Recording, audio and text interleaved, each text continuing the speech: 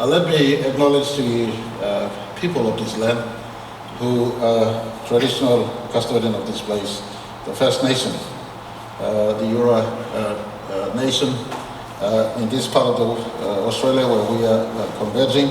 I just want to sincerely acknowledge the past, today's people and the children who will come after them.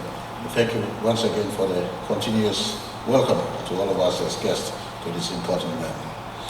I want to also acknowledge the Australian people, government, my good friend Prime Minister Anthony Albanese, who was a wonderful host to my delegation as we visited Canberra last week. And by the way, they've given Papua New Guinea an extraordinary privilege to address the Australian Parliament on the 8th of February next year. I just want to thank the Australian government.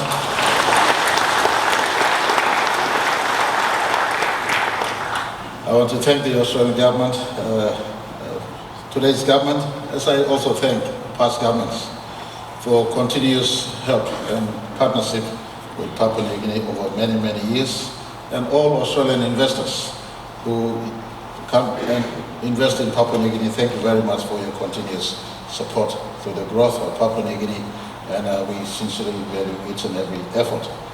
Australian government, Australian private sector, and Australian taxpayers and people work and give help to Papua New Guinea. It will be rubbish of me not to acknowledge my colleagues in Parliament who are here, ministers of state, governors of our important provinces, and members of Parliament, vice ministers. Thank you very much for coming and joining us. This is a premier get-together. Taxpayers are in the house, in the room, and please reach out to all of them because they pay the tax. It makes you and me work in saving our country. So spend some time reaching out, but for you also, our taxpayers, have a reach to all these leaders of our country. They are the reason why the country is now experiencing growth. Each and every one of them play an important role in their part of our country to ensure we remain a robust democracy. So let me thank all my colleagues in Parliament who are here with us in this important conference.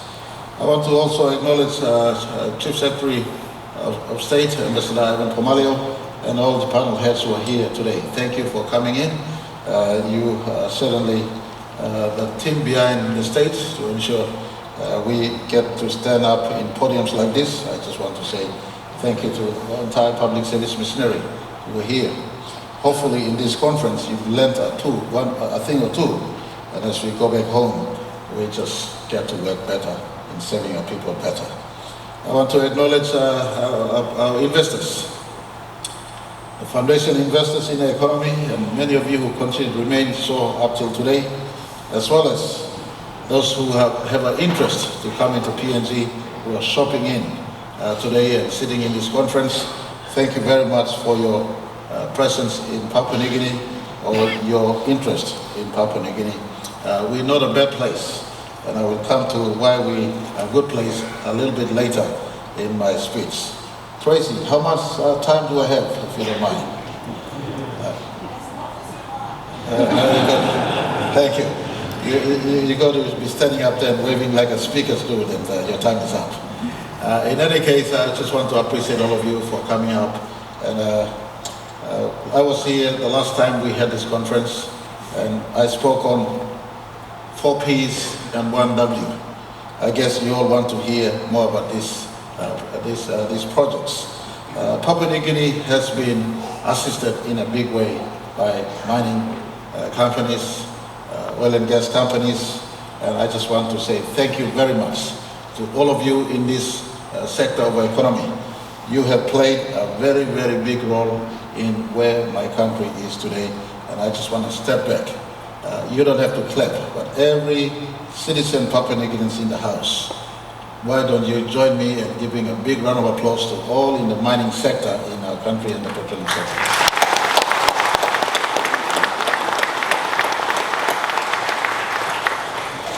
And in case you do not know, the reason is simple. In 1975, when we became independent, Treasurer knows one of my favorite topics. I'm very conversant with this one. I've dug and looked deeper into the history of my country. At 1975, we were an economy under 5 billion kina. 5 billion kina. I bring you to 2002. In 2002, we were still an economy under 17 billion kina. 17 billion kina. Our population by then had almost tripled from what was under 3 million in 1975 to almost about anywhere between 6 to 9, something we don't get it right in PNG these days, really enumerating what our population is. But in any case, for want of using a number, I say 6 to 9 million. So population is growing, economy is struggling along. From a 5 billion kina economy in 1975 to a 17 billion kina economy in 27 years of nationhood. That growth rate was not enough to sustain our economy. Much of that growth has been anchored in the mining and petroleum growth, the critical projects, the Octari projects, the Porgera projects, the Lihir coming on board, and some of the explorations, small explorations that were going on. In 2002, I've already referenced your number. In 2002, 17 billion kina. If you place your mind into 2011 or 2012, the economy is now 44 billion kina. If you run your mind to 2018 or 2019 when I took government, the economy is a 79 billion kina economy. That massive growth, a number that Anthony referenced to earlier in his speech, that the economy doubled. He mentioned triple, I would say doubled. The economy doubled all at the back of, and I don't mean to be a little bit biased, but in a big way, by one LNG project, a PNG LNG. And I just want to step back right now and thank Mr. Graham and others who were part of the genesis of the PNG LNG project. One substantial investment of $22 billion coming at the back of global financial crisis period in 2008 and 7 and 8 thereabouts. But the confidence that a huge global company in ExxonMobil had in our country coming in around this time grew our economy, double the size of the economy from where we were, 17 billion 2002, 44 billion 2011-12 when O'Neill and Somare government made transition, and to 79 billion kina in 2018-19 when O'Neill and Marape government made transition. One project, and it is a project that the Chamber of Resource and Energy manages today and supervises and facilitates. It's a project in the resource sector. It is a project in the resource sector. That is just a testament to the value of projects in our country. For leaders who are with me today and public servants and Papua New Guineans, as we also talk to the sector, let us be impressed that the sector is a big employer, the sector is a big contributor to the economy, the sector has contributed to our economy in a substantial manner. And I just want to again step back and thank the petroleum, the mining sector. Thank you very much for your journey with Papua New Guinea over the last 48 years. Without your input and contribution, we would be lagging far behind in as far as our country is concerned. Thank you very much.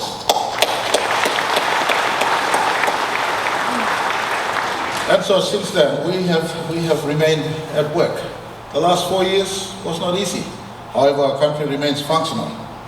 In the last 4 years, we have delivered to our people's expectations and to the best of our ability. We have miles to cover still, but nonetheless, we have held grounds in as far as our own focus as government is concerned, including trying our absolute best to marry the national interest of our country and marry the interest of investors so that you too can make a return on investments. And I just want to say that it has sometimes caused confusion, but nonetheless, most of you would know by now, we mean well. We mean well. When you are making a return on investment, the country too is satisfied and happy. Finding the balance between national interest and investor interest is something that we have been trying to strike balance, and PNG has not been bad. In the last 4 years, we've seen good mergers, good fusions, good transitions, good coming in of companies, and hardly anyone has left our real estate so far. And I'm seated in front with Mr. Palmer, who came into Papua New Guinea some months back. He flew in and said, I have an interest in a piece of real estate in your country. I said, by all means, you're very much welcome. And we strike conversation. I said, our national interest is this. I know you have your company interest. And we looked into each other fair and square in the eyes.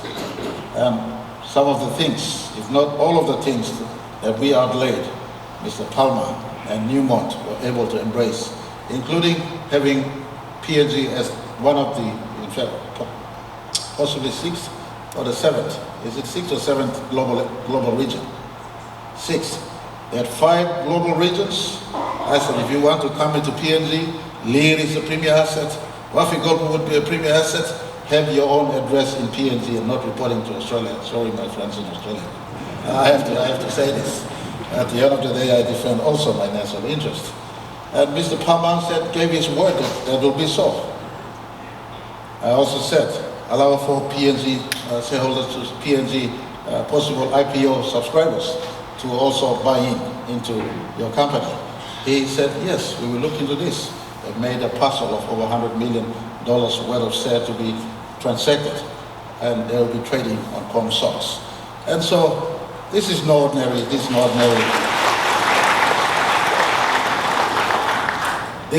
ordinary Johnny come lately. This is global powerhouse, superpower in the gold business, the premier asset, globally speaking. Newmont came into our country in the midst of the issues over the last 4 years, COVID-19, world rebounding, Russia-Ukraine war, and everything else that is happening, climate change sensitivity. Newmont came into Papua New Guinea. We also saw the solution of oil sets fading out, and Santos coming in. By the way, Santos got me on the side on Friday, and I became the golf player on Friday, and I'll never forget this one. They asked me to play with them. And so Santos and oil sets fused, and Santos became bigger. And that took place in the last 3 or 4 years. In case you're having easy access to communication back in PNG right now, Telstra, the biggest telco company in Australia, came into the PNG market in the last 4 years. What am I saying here? That is an indication that is trust and confidence in the economy of Papua New Guinea. And those who've been investing in our country still hold ground. They have not conceded ground. Harmony remains so. Thank you, Peter, for joining us. Of course, Barrick and myself, my favorite topic. We had a fair go and contest, all in the interest of finding the middle ground in which they win and we win. Barrick still remains, even though SML1 closed. Barrick has now joined Papua New Guinea into a wonderful partnership, a story that needs to be impressed, that in the partnership we have where we sit on the side of 51% equity and they sit on the side of 49% equity. They still make a return on investments, a fair go. They make money, we make money, all of us happy at the end of the day. And this story has just emerged, something that many misread me in 2019. When I pronounced the Take Back PNG philosophy and mantra, they thought I'm going to chase our old investors. Far from it, our conversation was simple. Let's look at sitting on the table. You win, we win. Because the safety and ambience of PNG economy will continue to ensure your work address in PNG is a better place and you are earning more for yourselves as a country also earns more for our people in the process. The last 4 years as we work with you, and I appreciate your contribution so far, we plowed back. The last 4 years, collective disbursal by the treasurer to our economy was over 101 billion kina. The last 4 years, we spent and spewed 101 billion kina to the economy. When we conclude 2023 financial year, that would be the number. We spent 17 billion in 2019. We spent 19 billion in 2020. We spent 20 billion in 21. We spent 21 billion in 2022. We are spending 24 billion in 2023. If you think I'm lying, look at Treasury's website. You type www.finalbudgetoutcome.treasury.pg and you ask for final budget outcome. There you have the history of PNG's economic performance in as far as government treasury is concerned. If you care to compare governments, look at the past history. The entire 10 years or 15 years is there for any one of you. You've been paying tax. You can look at how we've been using the money. You've been supporting our budgets. We are transparent as ever, and it is there. In the last 3-4 years, we tried use of budget to ensure we build enabling infrastructures. Power. We've invested money in power in a big way. My colleague Minister Duma will be speaking to you 2 days from today. We're supporting state enterprises. We are allowing for Connect PNG to open up our country. We also ensuring that health, education, and law and order in a big way is being supported. And I want to step back and thank Australia government for the recent announcement of over 400 million kina worth of support to Papua New Guinea. This will come in the form of supporting police training, supporting anti-corruption, supporting additional judiciary support, including recruiting more judges from Australia and similar judiciaries to work in PNG and to ensure we work in law and order space. Partnering the US, this year we've signed that we'll partner PNG Defence Force for external security. The Australian bilateral security agreement is to support our domestic security. Most of you work up there. Security is #1 expenditure. We want to ensure in the next 5-10 years, we prepare our country to be a country that is secure. So you invest well. You are living in a safe environment, and together all of us grow in the growth that will take place in our country. And so this has been our core focus. Improve our economy, better education, better health, better law and order, and of course, we look at ensuring that the country gets better in the process. And I want to give you a fullest assurance, your government is not resting. We're working very well to ensure that Papua New Guinea is a better place than where we are today as we grow to get better going forward. I just want to put in a point here. If you care to look at how I am doing as a government, you look at my original statement, May 30th, when I became Prime Minister.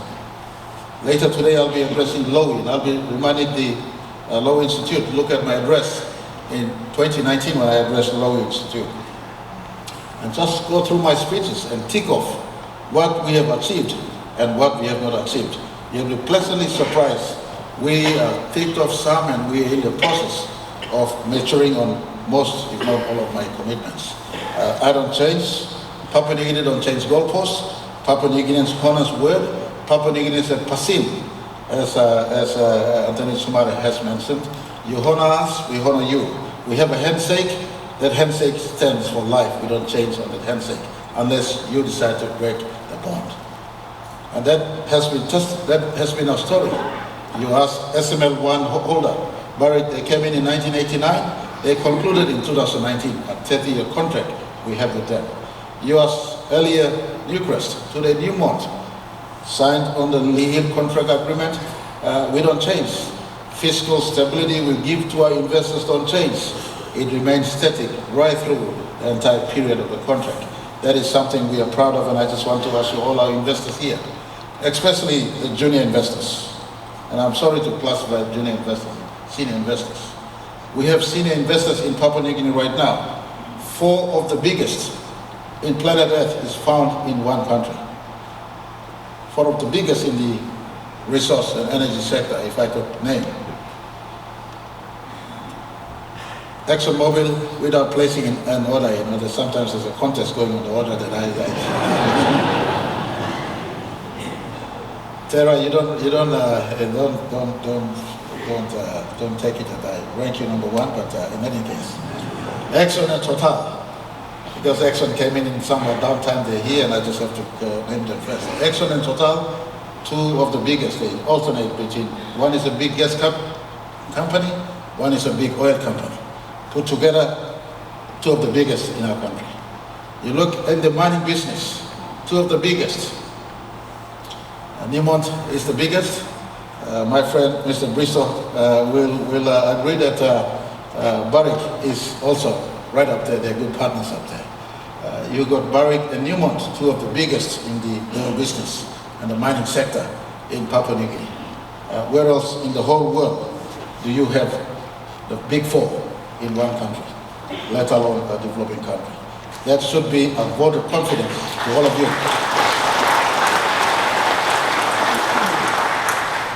That should be a vote of confidence to all of you who are thinking and trying to say, is it safe?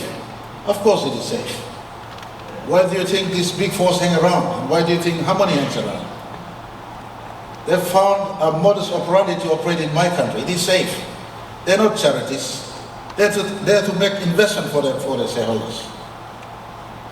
Their continued presence in Papua New Guinea reflects that they've found a niche place of doing business and operating. And one of the greater advantages that we present that many do not have, and I'll go down my list, or possibly 4, or if I'm inspired, I'll give you 5. First and foremost, we are a robust democracy. We are a robust democracy. In our entire 48 years, we may have our ups and downs during election time around, but every year, the 11 elections that have transacted, Papua New Guinea has not failed to deliver a government through the electoral process and through the democratic process. We are a safe democracy. There are many other investment destinations, globally speaking, who cannot stand up to this proud history of my beloved Papua New Guinea. 48 years on, we have had 7 prime ministers before me, and we've had 11 elections, and in between some changes of government. All have been done through the due processes of law. Government come, government go, but the country remains. Rule of law prevails. The second advantage Papua New Guinea has is that our judiciary is totally independent. Our judiciary is totally independent. Sometimes they cause a little bit of delay to each and every one of us, as we are experiencing in the WAFI project timeline so far. But please, don't take it too personal. It is not offensive. A robust, functional democracy is not a democracy without a very independent judiciary. And I'm working very, very hard to ensure that the judiciary remains stronger, bigger, better. We're giving them more support. We're also assisting the Independent Commission of Corruption set up to ensure they support the judiciary and all integrity offices in our country so that the rule of law prevails in our country far bigger going forward. That is totally necessary in a nation of so much diversity. Whether it's diversity of church affiliations, or diversity of tribal affiliations, or diversity of political affiliations. We have so much diversity, but our diversity must be anchored solidly in a robust democracy and a functional judiciary. And we are working very hard, so I just want to give you the second plus we have in Papua New Guinea is a judiciary that is totally independent, away from government and away from politics. They work without fear or favor of anyone, and you can be rest assured. The fiscal stability agreement we sign with any project will run the course of that agreement with no government into the future tampering on what has been signed upon. That is something my government is proud of, that is something my country is proud of, and something that we will never ever compromise the independence of the judiciary and honoring to the spirit and text of every agreement we negotiated and settled with all project developers. You agree with me? You agree with me? If you are trying to come into my country, all you have to do is ask Barrick. You ask the outgoing Newcrest in how they operated Lihir.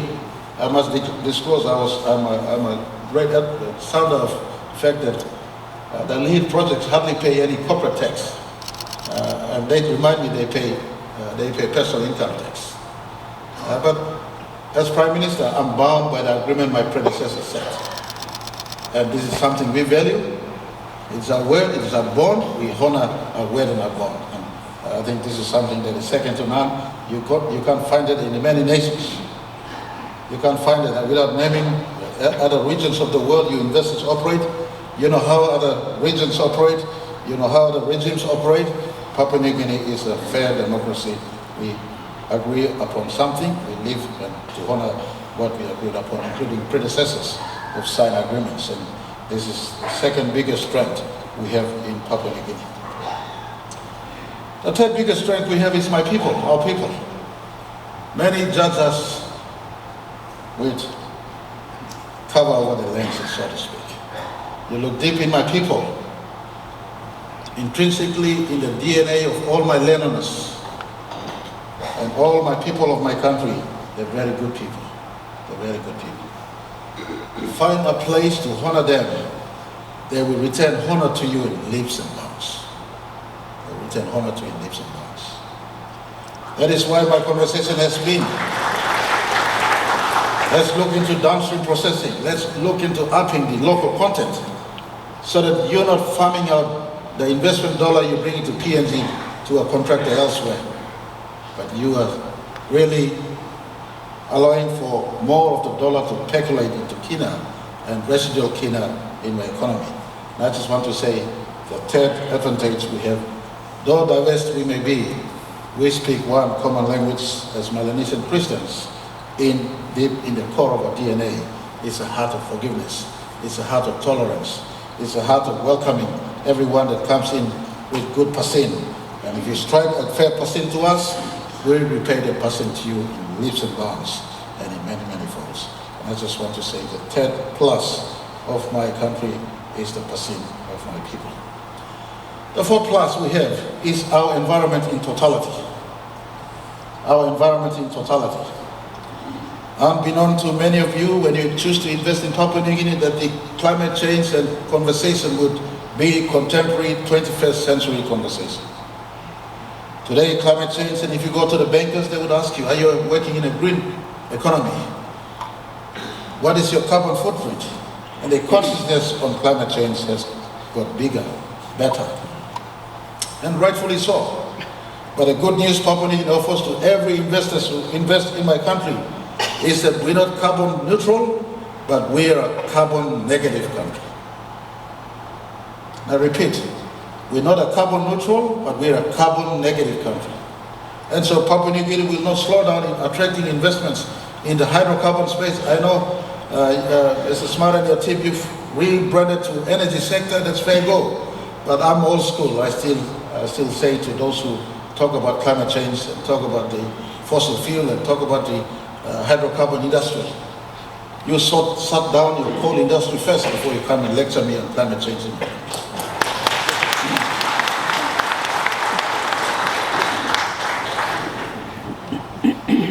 We will still be a gas producing nation. We will still be an oil producing nation. And to the two majors with me, here in Total and ExxonMobil, bring your carbon footprint offset into my green economy. I have 462,840 square kilometers of land. Of that, 70% is forested. That's a green economy. If I throw in the blue economy side of things, my entire 5 million square kilometers of territory is half in the blue, well, not half, rather 70% in the blue economy sector. My marine ecosystem, including the mangroves, and my terrestrial ecosystem, including my tropical rainforest, has you coverage in your carbon footprint. When you operate in Papua New Guinea, you're operating in a carbon negative country.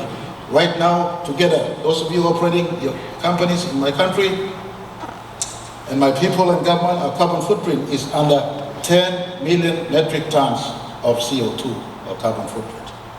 Our absorption capacity is over 100 million metric tons. And so we are by far miles carbon negative. We still have room for improvement. We will tidy this space.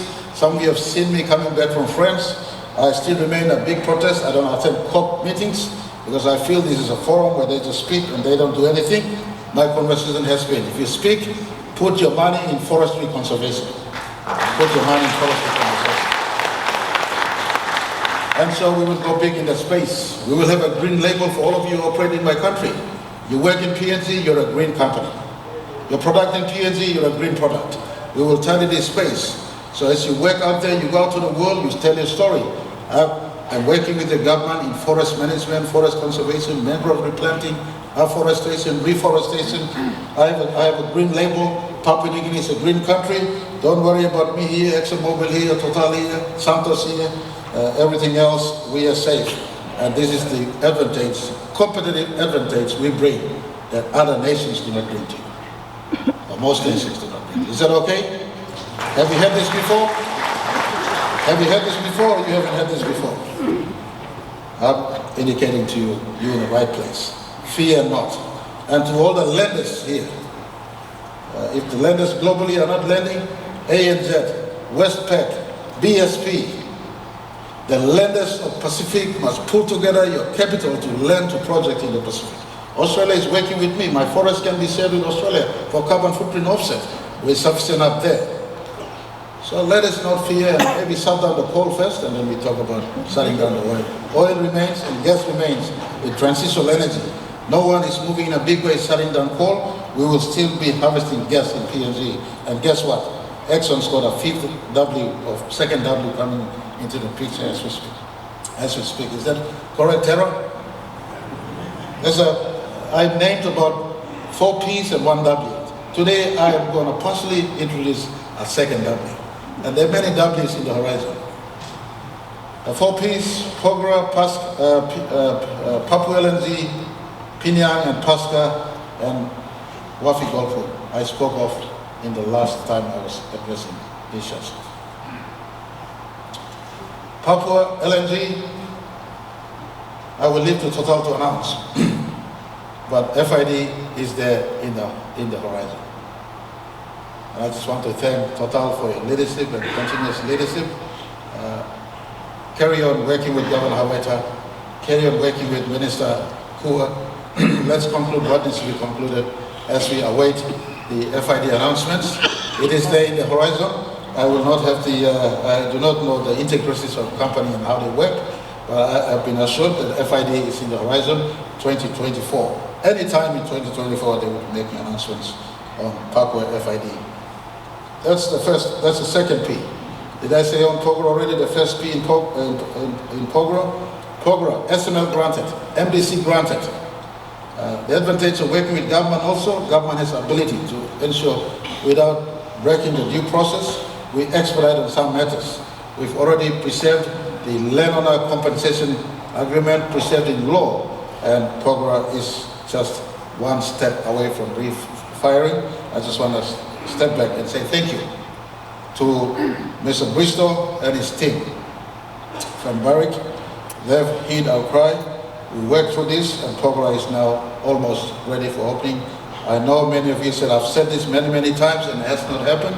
You're entitled to doubt me. That is within your total right. But in as far as what I know every step of the way in Governor Impadas, the mining sector, MD Jerry Gary and everybody has been with me every step of the way. And we are a nation of order and rule and requirements.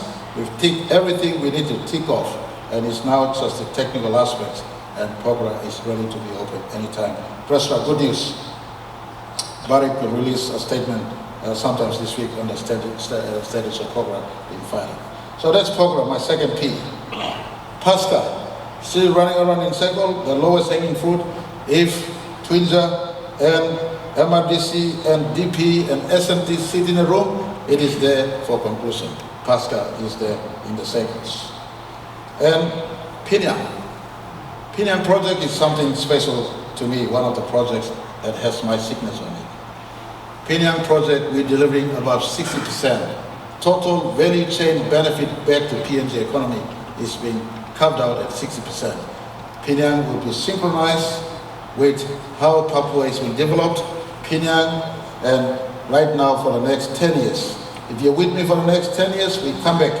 This day, 10 years from today, we would have retired FID Papua, go into construction, first gas Papua, migrate construction to Pinyang, do Pinyang, and then come back. We would have had, if ExxonMobil is to announce that we bring the new W into the picture, then that will be something else. So next 10 years, I got oil and gas lined up, and we have mining projects lined up. Wafi Golpu, almost there. We've signed MOU already. That is the template in which we will migrate our SML requirements and MDC requirements, and Wafi Golpu is there to be concluded ASAP. There's a court case that has come into the picture, and that has slowed down us a little bit. The 4 Ps and 1 W is in progress as I speak. ExxonMobil will tell you they're possibly finding the next W. and possibly another W as we speak. In conclusion, Papua New Guinea remains an attractive place. Don't fear about the climate change conversation. We are a carbon negative country. Continue on investing in our country. We will work with each and every one of you. And as you work, I want you, in conclusion, please don't leave behind my learners. Pick them up and take them with you. When they're happy, the provincial governments are happy, then we as national government will be happy, and collectively all of us will be happy. PNG remains a good place for investment. We have our competitive advantages that many countries do not have. Lastly but not the least, our access to market is second to none. I relate very well with all markets in Asia, North Asia, West Asia, Southeast Asia, and to the West. That marketplace is there for all investors to produce and sell offshore. God bless each and every one of you. I look forward to your participation. Wish you all a pleasant participation, contribution, learning, and hopefully as you come out of this, you've exchanged your card with someone new and you'll find doing business in PNG an option for you and your company. Thank you very much. God bless you.